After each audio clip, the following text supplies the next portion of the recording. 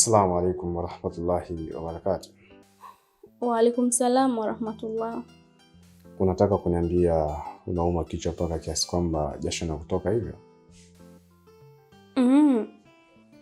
Kichwa kinaniuma sana upande wa kushoto. Basi haina haja ya kunywa dawa. Ni bora nikupeleke hospitali. Hapana. Mimi nahisi kwa sababu tu jana sijanywa maji mengi. Ila nikinywa maji mengi na nikitumia dawa itakuwa sawa tu, usijali kaka. Basi acha nikakuchukulia dawa pharmacy. Kwani haukunichukulia? Mbona nilikwambia unichukulie dawa? Usijali. Nenda kufuata hapo nyuma tu. Narudi sasa hivi. Basi sawa.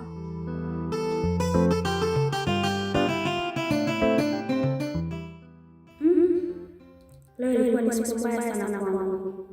Sijui ningekuwaje.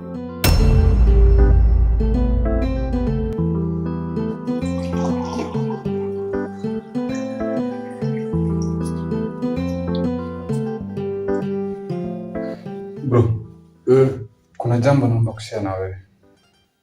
Lipi hilo? Siku nakuja hapa, nadhani unakumbuka. Kuna mdada nilikutana naye na ndio aliyenisaidia kufika hapa. Namkumbuka. Amefanya nini? Nahisi kama kuna namna namfikiria sana kwa sehemu ya maisha yangu. Unataka kuniambia kwamba unampenda? Nahisi hivyo. Ni sawa. Lakini unahisi ni rahisi? Kwa nini?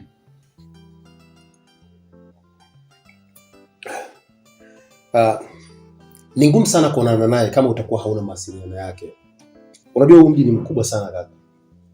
Usishangae alikuwa anapita tu mara moja na usimuone tena. Hilo nalo neno. Ipo hivyo. Lakini omba sana Mungu. Kama palikuwa kuna sababu ya muhimu nyewe kukutana, basi inaweza kujirudia. Haya, tarajia hivyo. Inshallah.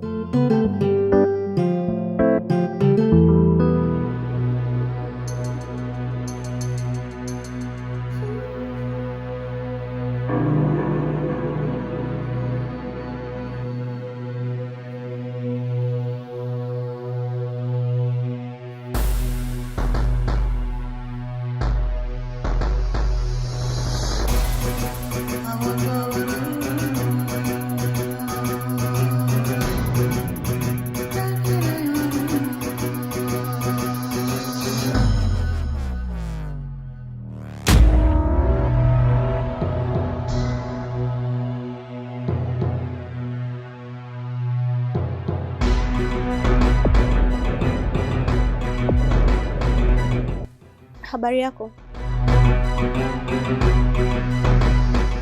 Kuna jambo nilikuwa naomba kufahamu kukuhusu. Ni jambo gani hilo? Umekuwa ukinifuatilia sana. Yaani umegeuka kuwa mlinzi wa hili jengo. Kitu gani kimejificha nyuma yako ambacho sikifahamu? Vipi kama nami nikikuuliza swali kisha ukanipa majibu ya swali langu kabla ya mimi kukupa majibu ya swali lako? Unahisi ni sahihi? Sidhani kama ni jambo geni sana kwa Mtanzania kuuliza swali kisha akajibiwa kwa kuuliza swali pia. Hivi ni kweli umeamua kuwa sura mbili? Sura mbili? Kivipi? Umeamua kuwa na mionekano miwili tofauti. Kuna watu wengine wanakufahamu kwa muonekano huu na kuna watu wengine wanakufahamu kwa muonekano ule. Nadhani unajua namaanisha nini.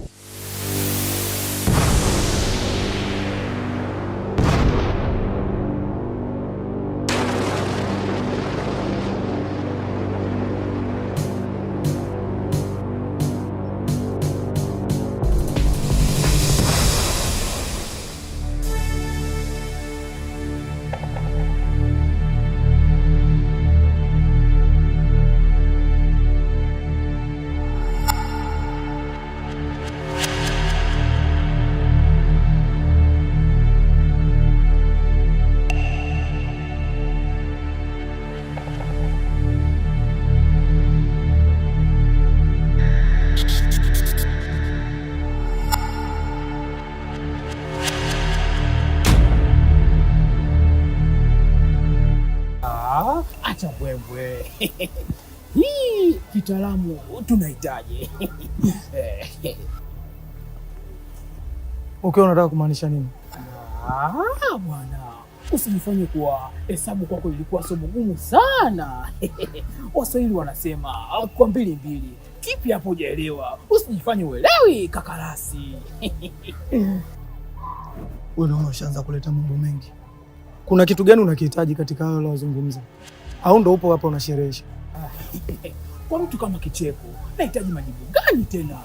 Bwana, wakati picha lote linajionyesha. Yaani umbea mkokonoko, nimeukokonoa. Mbona umekuwa ni mwimba mashairi sana? Mtoto wa kiume wewe. Kaza. Usichokijua, mimi napenda sana kuona taarifa za watu, hasa kama hiyo ya kwako. Nimeipenda hiyo, yaani umbea mkokonoko, yaani kokono. Nimekokonoa. Wewe unaionaje hiyo? Sasa subiri siku ya kudidi ndio utajua kwa maisha watu sio kufuatilia kama yako.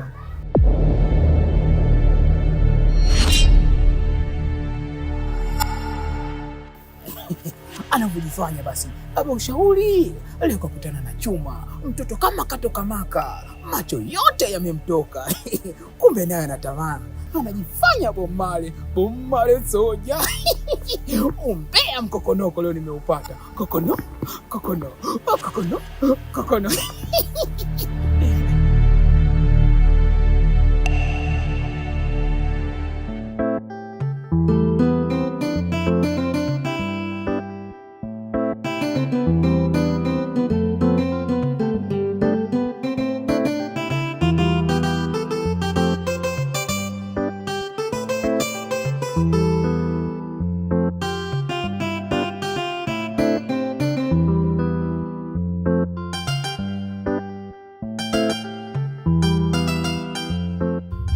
Asalamu alaykum.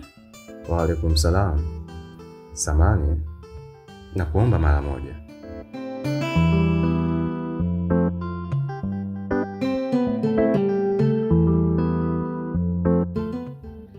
Kuna jambo linaniumiza sana kichwa. Nimekaa kimya na kulichunguza, bado sijalipatia majibu. Nimeona vyema nikuulize wewe mhusika. Ni jambo lipi hilo? Watu kadhaa wamekuwa wakiniambia wakikuona mtaani ukiwa umevaa suruali. Hata mimi kuna siku nilikuona, ila nikashindwa kupata vithibitisho. Hili lina ukweli kiasi gani?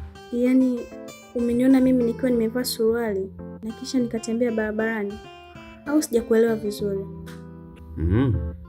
Ipo hivyo. Wewe unaamini kuwa naweza kufanya hivyo? Sijawahi kufikiria hivyo hata siku moja, na ndio maana sijataka kuamini.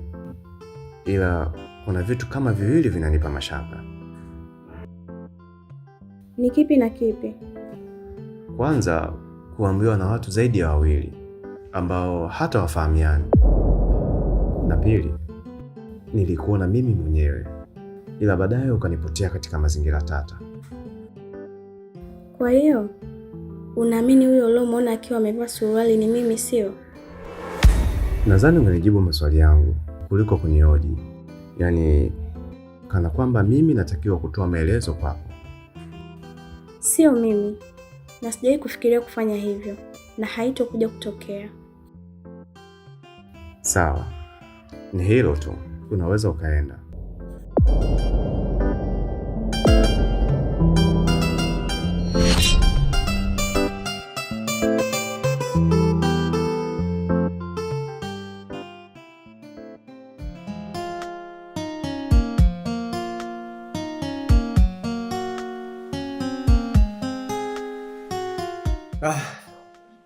Baby, kwa sasa hivi nina mgeni, hivyo utakapokuwa nataka kuja, wewe unanipa taarifa kwanza.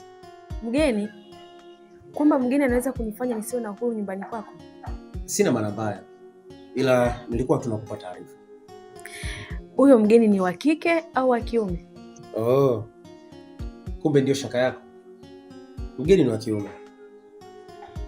Ni sawa, ila si ndo nishakuwa kama mtumwa wa kuomba ruksa kila nikitaka kuja kwako, ukizingatia mgeni ni wa kiume. Ni jambo tu la kumwambia mimi ni nani. Ni sawa, ila sidhani kama mimi kukupa taarifa nimekosea. Ni sawa, ila fanya hivi. Inabidi umpe taarifa kuwa mimi ni nani yako na kwa nini nakuja hapa. Sidhani kama kuna haja ya msingi kila siku nikitaka kuja hapa nikupigie simu. Sawa, nakuelewa. Sawa. Basi niacha niondoke. Si unajua ratiba yangu ya leo? Ya, najua. Na hata mimi mwenyewe pia leo baadaye naweza nikatoka. Sawa.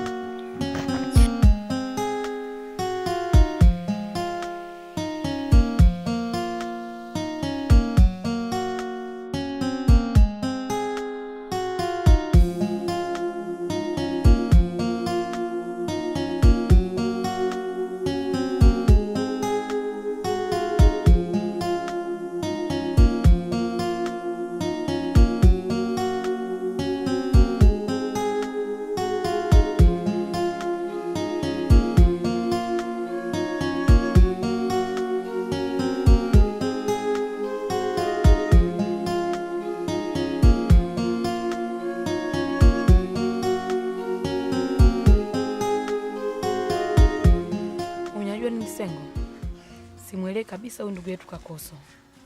Hivi ni kwa nini nataka kukutana sehemu ya kazi?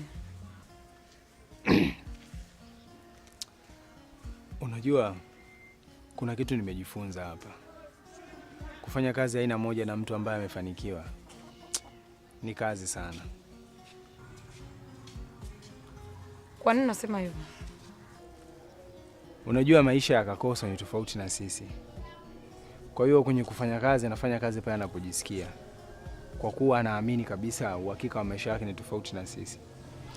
Na pili, anaendekeza sana wanawake. Kwa hiyo unataka kuniambia Kakoso na mwanamke zaidi ya mmoja? Hiyo mbona ni kawaida sana kwake. Sasa tunapaswa kufanya nini? Yaani hapa cha kufanya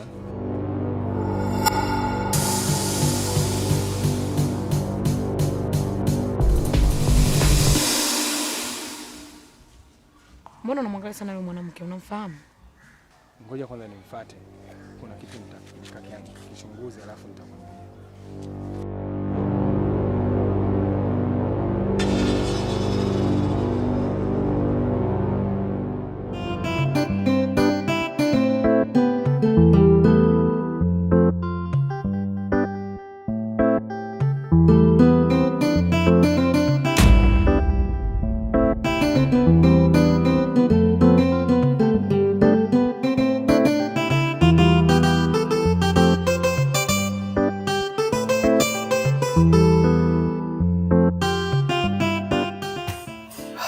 Vipi? Mbona kama umeshtuka? Hapana, ila sikutegemea kukukuta hapa muda huu. Tena umekuja bila hata taarifa. Kivipi yani? Hapa ni sawa sana kwangu. Kuja sio mpaka nikupe taarifa. Na vipi kama ungekuta sipo?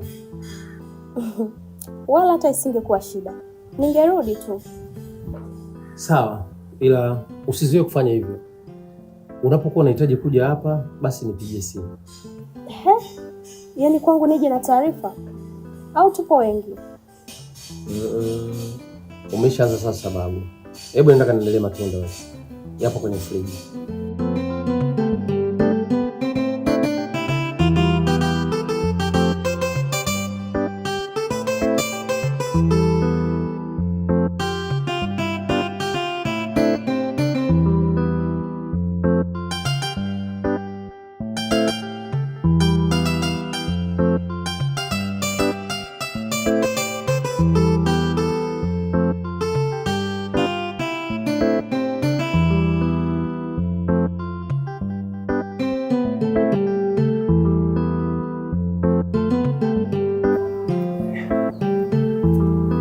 Karibu.